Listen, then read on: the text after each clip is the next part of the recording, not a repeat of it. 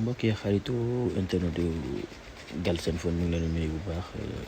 di leen jox seen wàccuwaay di leen wax ni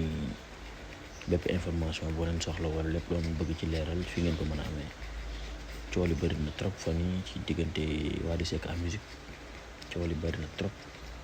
ci xale bi la nga am mooy Gune Faramareen Wally Seck dina bàyyi way wala du bàyyi way tey di ngeen ci am ay leeral yoo xam ne nii kenn du ko naatable. ki nga xam ne mooy Omaro gërëm na ci wax moom firnde na ne Wally day bàyyi way te yàggul dara dina toog def interview wax ne day bàyyi way li tax nag Wally war a bàyyi way ci biir ay gént Wally dafa gént yaayam maa jaaga ay proche ko jege ñoo ñu ko wax dafa gént yaayam yaa ngi ne ko na bàyyi musique mu nekk lu metti mu nekk lu diis parce que ñëpp Wally ci way lañ ko xamee Sénégalais yi bëri di ko naqarlu